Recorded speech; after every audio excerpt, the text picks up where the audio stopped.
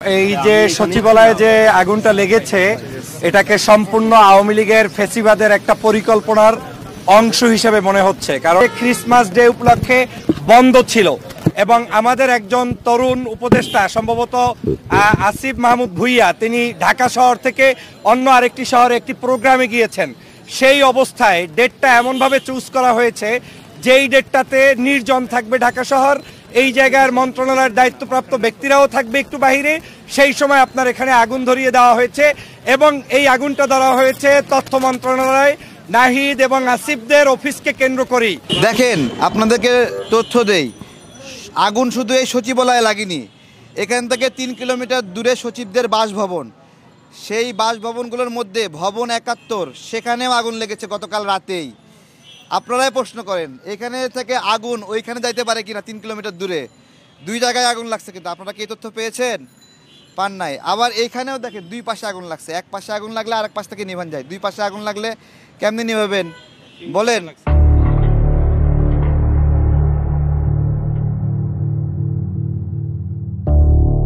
হঠাৎ মধ্যরাতে সচিবালয়ে আগুন। বুধবার রাত 1:52 সচিবালয়ের 7 নম্বর ভবনে আগুন ধরে। ফায়ার সার্ভিসের প্রায় 6 ঘন্টার চেষ্টায় আজ সকালে সেই আগুন নিয়ন্ত্রণে আসে। এই সচিবালয়ের ভিতরে একটা কুকুর পাওয়া গেছে।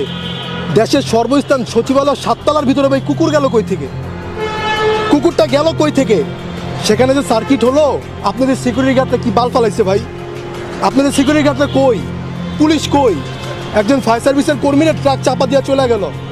একটা রাস্তায় ফায়ার সার্ভিস দাঁড়ালে অন্য অন্য রাস্তাগুলো ব্লক করে দেওয়া হয় যেন সেখানে মানুষজন এবং কোনো আদার পাবলিক না ঢুকতে পারে। সেই জায়গায় কিভাবে একটা ট্রাক ঢুকলো, ঢুকে একটা ফায়ার সার্ভিসের কর্মীকে চাপা দিয়ে গেল যেন কাজটা আরও রিল্যাক্সে হয়, আরও ভালোভাবে আগুন ধরে।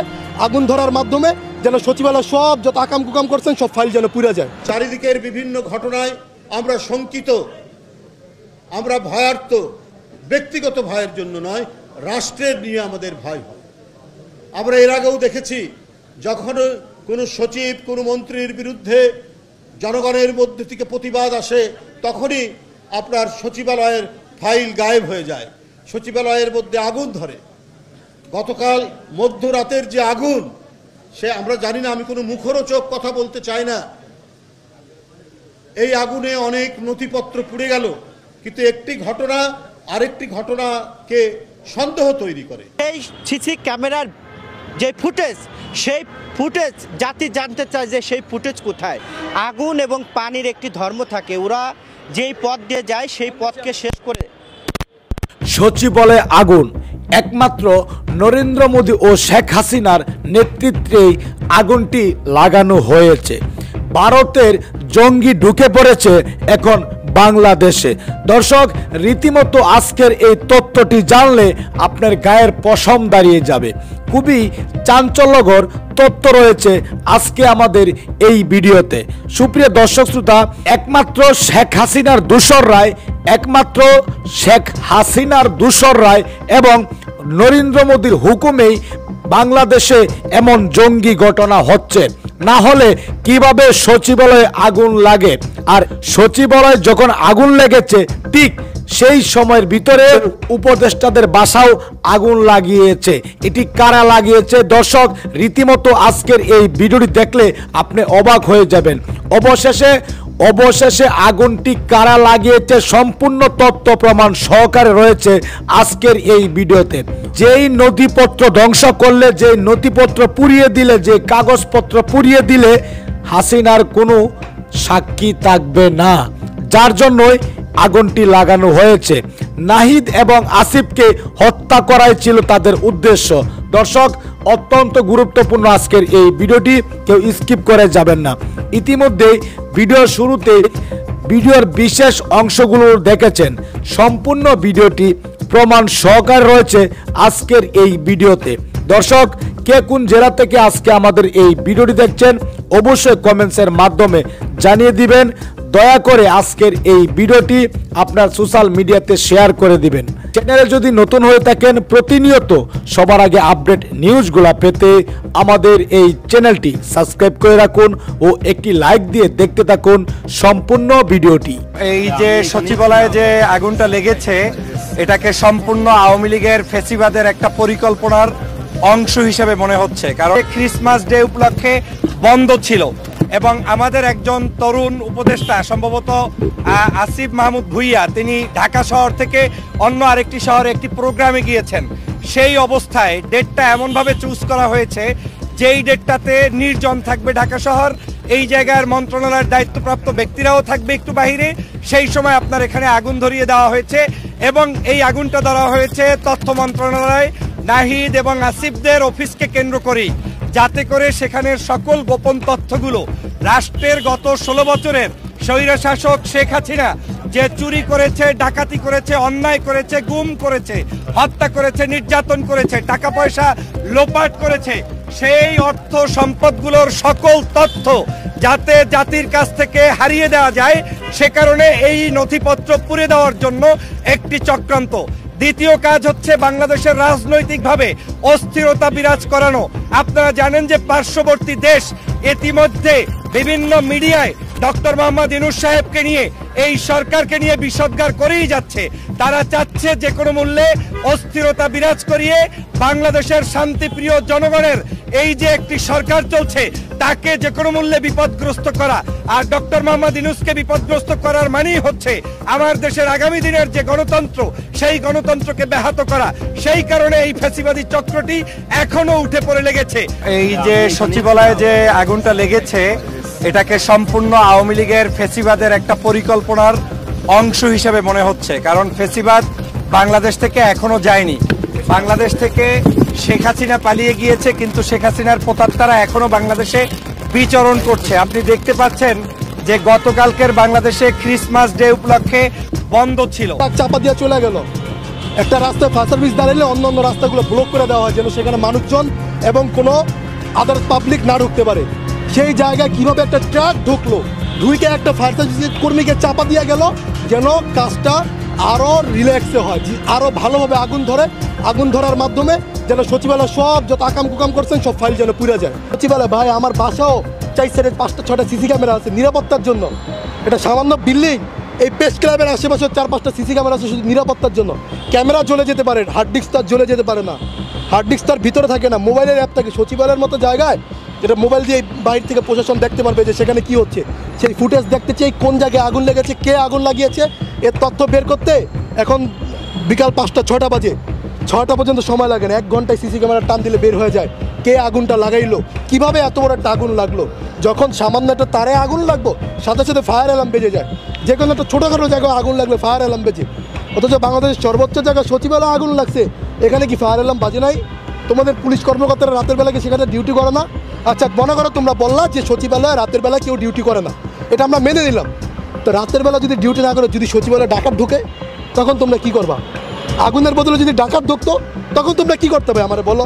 যদি সেখানে আইন শৃঙ্খলা বাহিনী থাকতো ঠিক আছে, তাহলে আগুন লাগার সাথে সাথেই ফায়ার এক্সিট যে ছোটো যে গ্যাসের বোতল আছে ওটা দিয়ে তোমরা নিভাই দিতে পারো, তলপিট্ট আগুন বাস। তোমাদের এত বড় সচিবালয়, অথচ 3টা তালায় আগুন লাগলো, যে 3টা তালায় তোমরা 3 মন্ত্রী বসো, বর্তমান 3 ধান্দাবাজ একসাথে, 3 বন্ধু একসাথে ধান্দাবাজি করে বেড়াও, 3টা একসাথে বসো, একদম সিটি হলে 3টা একসাথে 3টার আগুন লাগছে। এখন আসিফ মাহমুদ সজীব ভুইয়া ফেসবুকে পোস্ট করে যে আমরা আওয়ামী লীগের দুর্নীতির বিরুদ্ধে অনেকগুলো রিপোর্ট তৈরি করেছিলাম, তাদের টাকা পয়সা সেগুলো সব মনে জ্বলে পুড়ে গেছে, আমি ঢাকায় আসছি। আরে বেটা নাটক বাদ দে বেটা, আগুন লাগার আগে কেন এই পোস্ট করতে যে আওয়ামী লীগের বিরুদ্ধে সকল তথ্য আসছে? আগুন লাগার বিরুদ্ধে কেন ওবায়দুল কাদেরকে গ্রেপ্তার করতে? 3 মাস যখন দেশে ছিল তখন কি করছস তোরা? আগুন লাগার আগে কেন তোরা আওয়ামী লীগের পার্টি নেতাদের ধরে বড় বড় নেতাদের দেশ থেকে পালানোর ব্যবস্থা করে দিচ্ছিস? আপনার এই আন্দোলনের সবচেয়ে কুখ্যাত একজন খুনি আপনার ডিবি হারুন আমেরিকায় গেছে, এটা আপনারা জানেন, ইন্ডিয়া দিয়ে যায় নাই। গত 1.5 মাস আগের ঘটনা, ডিবি কার্যালয়ের থেকে শোনা কথা। গত 1.5 মাস আগে তাকে বাংলাদেশের এয়ারপোর্ট থেকে পার করে আমেরিকার পাসপোর্ট দিয়ে তিনি আমেরিকায় চলে গেছেন। কিভাবে গেল তাহলে? ডিবি হারুন কিভাবে দেশ থেকে পালালো? আওয়ামী লীগের লোকজন কিভাবে এখন পুনর্বাসন করে? বৈষম্য বিরোধী ছাত্র আন্দোলনের বিভিন্ন কমিটিতে, নাগরিক কমিটিতে আওয়ামী লীগের লোকজন কীভাবে ভিড় করে। আসিফ নাহিদের গতকালকে যে আপনার সচিবালয়ে আগুন লেগেছে, কোন কোন সেক্টরে আগুন লেগেছে জানেন? 7 নম্বর বিল্ডিংয়ে আগুন লেগেছে, সেটার হচ্ছে 7, 8, 9। 6 তলা হচ্ছে আসিফের কার্যালয়, 6 তলার একদম সোজা অপোজিটে হচ্ছে নাহিদের বসার রুম। এই জায়গাগুলোতে আগুন লাগলো। হ্যাঁ, এরা দেশের অনেক বিষয় তুলে ধরেছিল, এদের ফাইলগুলো পুড়ে গেছে। এই জন্য আমরা দুঃখ প্রকাশ করি যে না, দেশের সার্বভৌমত্বর জায়গা থেকে যদি কোনো আঘাত আছে আমরা একত্রে লড়াই করব। কিন্তু আপনারা দেখেন, বিএনপি পন্থী বা বিরোধী দলীয় যেসব সচিব, যেসব আমলারা আছে, তাদের কিন্তু তারা সাইড করে তারা একটা কিংস পার্টি নামে একটা পার্টি তৈরি করছে। এই পার্টির মাধ্যমে এরা আওয়ামী লীগকে পুনর্বাসন করার চেষ্টা করছে এবং আওয়ামী লীগের থেকে টাকা টুকা খেয়ে এখন বিভিন্ন জায়গায় প্রোগ্রাম করছে। এক পাশ থেকে নিভান যায়, দুই পাশে আগুন লাগলে কেমনি নিভাবেন বলেন? এগুলো খুবই গুরুত্বপূর্ণ বিষয়। সাধারণ মানুষ আগুন দিয়েছে, আপনি যাইতে পারবেন? আমি যাইতে পারবো? যাইতে পারে সাধারণ মানুষ সচিবালয়ে? যাইতে পারে না।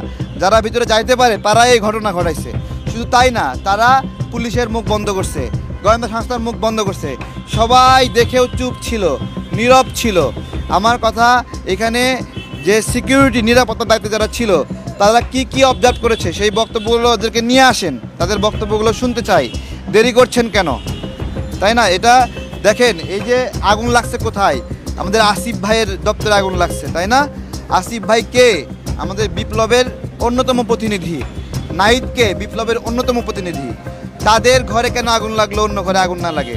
কারণ তারা হাসিনা সরকারের দুর্নীতিগুলোর, হাসিনা পরিবারের দুর্নীতিগুলো এক জায়গায় করছিল, ফাইন্ডিংস করছিল।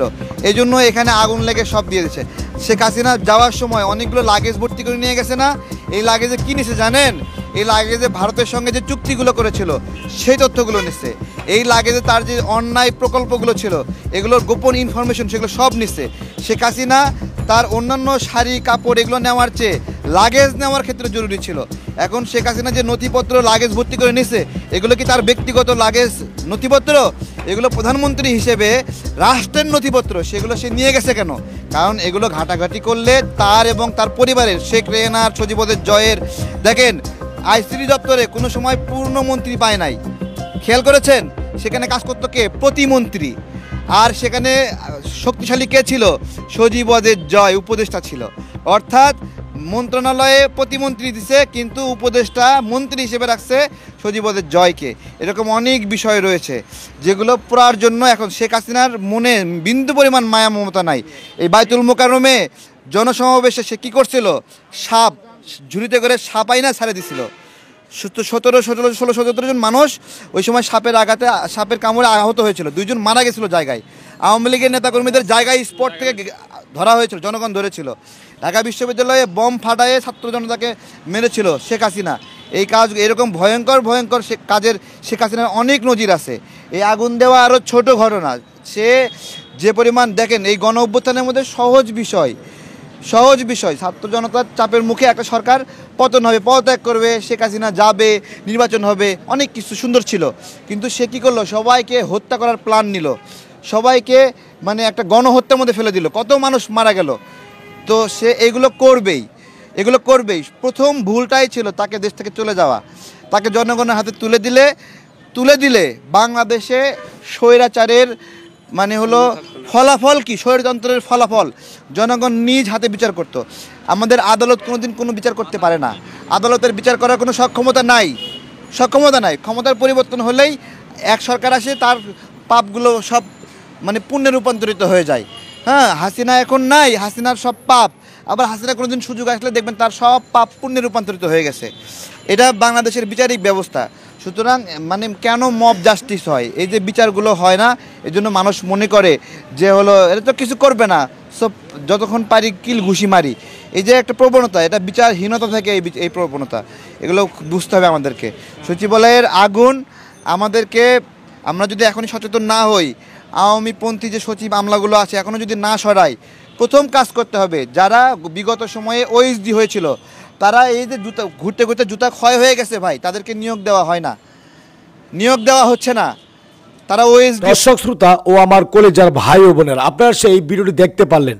সেই ভিডিওটি দেখার পর এই আগুন নিয়ে যদি আপনার মনে কোনো মন্তব্য থাকে অবশ্যই কমেন্টসের মাধ্যমে জানিয়ে দিন। দয়া করে আজকের এই ভিডিওটি আপনার সোশ্যাল মিডিয়াতে শেয়ার করে দিন। সবাই ভালো থাকুন, সুস্থ থাকুন। দেখা হবে আবারও পরবর্তী নতুন একটি আপডেট নিউজে। আল্লাহ হাফেজ।